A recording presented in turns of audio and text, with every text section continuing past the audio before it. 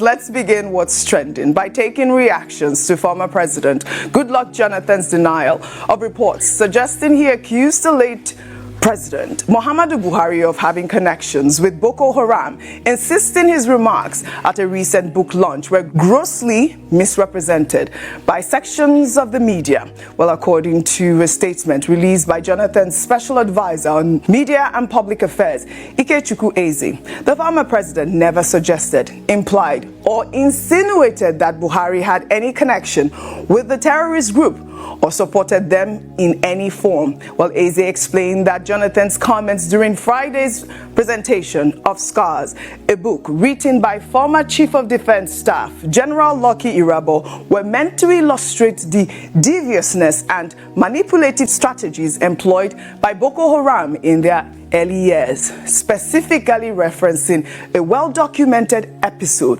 when various factions falsely claimed to represent the terrorist group and invoked names of prominent Nigerians as possible mediators without their knowledge or consent. Well, let's take a listen to the former president. Because we tried different options. I don't need to give a sermon. It will look as if I am trying to defend my own government. That will come up later when we will document, we'll write our books. But I believe we took different options, we set different committees. We tried our best within that 5 years that I was there. I believe late Buhari too must have tried his best, because one of the committees we set up then, the Boko Haram nominated Buhari to lead their team to negotiate with government.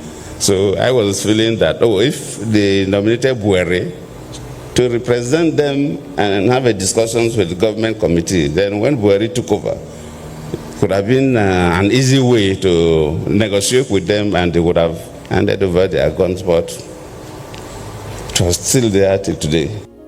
Well, before Jonathan's clarification, former Buhari spokesman Garba Shehu had dismissed the original claim as false and politically motivated, pointing out that Buhari himself was a target of Boko Haram attacks, including a July 2014 bombing in Kaduna that killed at least 82 people shortly after he left a location. The controversy has also drawn attention to Jonathan's tenure from 2010 to 2015, when Boko Haram significantly escalated attacks, including the April 2014 abduction of 276 schoolgirls from Chibok. Well, let me take a portion of Garba Shehu's tweet.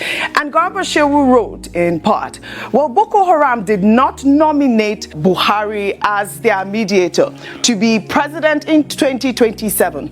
Goodluck Jonathan should look for another story to tell Nigerians. We are compelled to make a response to a terrible statement made on the late President Muhammadu Buhari by his predecessor in office, President Goodluck Ebele Jonathan, to the effect that Boko Haram had nominated him to represent them in a dialogue with government. If this is a campaign statement towards his bid for the presidency in 2027, we want to say to him that, Mr. Jonathan, you are making a false start. Well, I'll take a reaction to this tweet, and this is from Sam Pastro, who wrote, Mr. Garba Shehu, your statement comes across as carrying some bitterness towards His Excellency Goodluck Jonathan. He never said the late Buhari accepted. He only stated that he was nominated.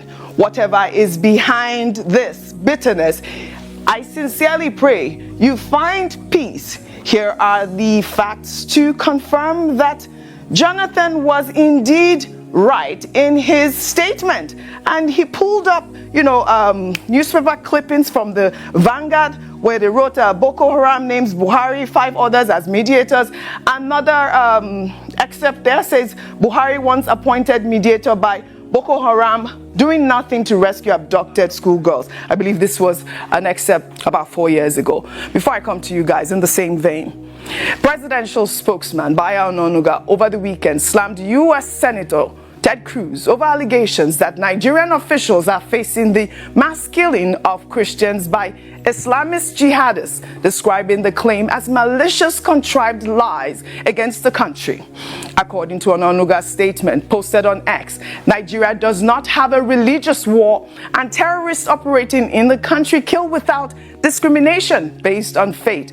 Ononuga explained that the degraded Boko Haram terrorists operating on the fringes of Nigeria's northeast target everyone, including farmers and soldiers, while emphasizing that bandits in the northwest have killed worshippers inside mosques, demonstrating that Christians are not being specifically targeted. He then went on to assert that Nigeria maintains religious harmony, directly challenging Senator Cruz to stop the malicious lies. Well, Senator Ted Cruz's office in their legislative proposal unveiled last week outlined plans to hold Nigerian officials accountable through powerful sanctions and other tools, claiming that state officials are ignoring and even facilitating violence against Christians. And I'll take this tweet. This person, in response to Ononuga, says, Ononuga's outburst at Senator Cruz was more defensive than diplomatic, while Cruz exaggerated.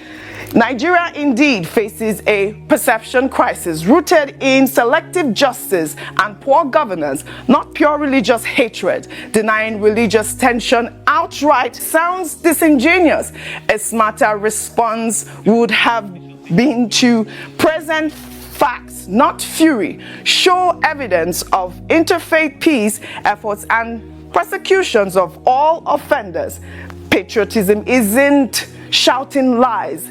It's proving them wrong with truth and transparency. Dr. Bati, I'd like to come to you with this comment. I'd like for you to unpack these stories. We started off with, the defense by Garba Shehu saying that, Jonathan was lying, and we saw those excerpts from, various newspapers saying that, Boko Haram did nominate the late former president as a negotiator. And then the response from Ononuga to Senator Ted Cruz. Your response, please. Okay. And I'll come to you. Two things there. One, President Jonathan had spoken in the context of Nigeria's security challenges. Yeah. Now, what Ikechukwu is, the spokesperson for President Jonathan, said is that his comments were taken out of context. He was trying to convey, referring to Boko Haram incident and, dilemma, that look, the problem is so intractable that the Boko Haram is a devious organization. It's a manipulative organization. As Ikechukwu said in the rejoinder to Malam Garuba Shehu. And that part of their mischief was that at a point when the Jonathan government was trying to solve the problem, they even said President Buhari will be the one that will negotiate on their behalf. And President Jonathan raised a pertinent question. President Buhari eventually became president. Now, during his own tenure, if he was actually the patron of Boko Haram, he would have been able to ask them to just, say, please give me peace, allow me to reign. So I think that the more fundamental issue is about the issues discussed by General Irabo in his book about the security challenges that Nigeria faces. I think that is what we should all focus upon. President Jonathan could not solve the problem. He inherited it. Before him, almost 10 years before him, the problem had been there. The problem is still there today, even under President Bola Ahmed Tinubu. And that is why, we may focus on the idea, which has been expressed, I think, by General Irabo himself, that the government of the day needs to declare a state of emergency on the problem of Boko Haram. But what state of emergency do they need to declare again? With all the reports about the billions that have been allocated to the security agencies over the years to solve the same problem. So there's need for greater introspection, not partisanship, not politics, not my Mercedes is bigger than yours. I think the clarification by President Jonathan, should be adequate. But the bigger problem remains, which is the focus of his commentary at that particular occasion. He, in fact, went further to say that one of the things that he continues to regret is the Chibok girls incident, which occurred under his watch. So it was just a generally fair comment, not an attempt to denigrate his successor, President Muhammadu Buhari. And I'm sure that should be very clear by now to Garuba Shehu, trying to remain loyal to his boss. But no politics about it. The clarification should be adequate. As for Mr. Ononuga says Senator Ted Cruz is wrong. Well, it's not just Senator Ted Cruz that has made this comment. There was this other guy, what's his name again? Amsha or what?